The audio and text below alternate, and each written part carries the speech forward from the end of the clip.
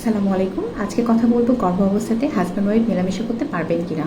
প্রথমত আমরা বলে থাকি যে প্রথম যে 3 মান্থ মানে প্রথম 3 মাস, এই 3 মাসে আমরা মেলামেশা করতে নিষেধ করে থাকি। এতে করে দেখা যাচ্ছে যে যদি মেলামেশা করা হয় মিসক্যারেজের একটা সম্ভাবনা থাকে, ব্লিডিং হওয়ার একটা সম্ভাবনা থাকে, এতে করে বাচ্চার প্রবলেমও হতে পারে।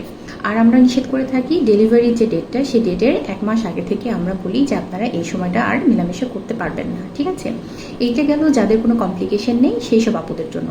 বাট যেসব আপুদের কমপ্লিকেশন আছে, যেমন দেখা যাচ্ছে প্লাসেন্টা প্রিভিয়া মানে জ্বরের মুখের সামনে আপনার গর্ভফুলটা আছে, এই ধরনের যদি কোনো আপুরা থেকে থাকেন, অথবা দেখা যাচ্ছে যে কারোদের ব্লিডিংয়ের হিস্ট্রি থেকে থাকে, অথবা দেখা যাচ্ছে যে অনেকের সার্ভিক্সটা মানে জ্বরের মুখটা সেলাই করা থাকে, এই ধরনের যদি কোনো আপুরা থেকে থাকেন মানে প্রেগনেন্সি কমপ্লিকেশন রোগী যদি থেকে থাকেন, সেক্ষেত্রে আপনাদেরকে আমরা মেলামেশা করতে পুরো মাসটাই না করে থাকি, ঠিক আছে।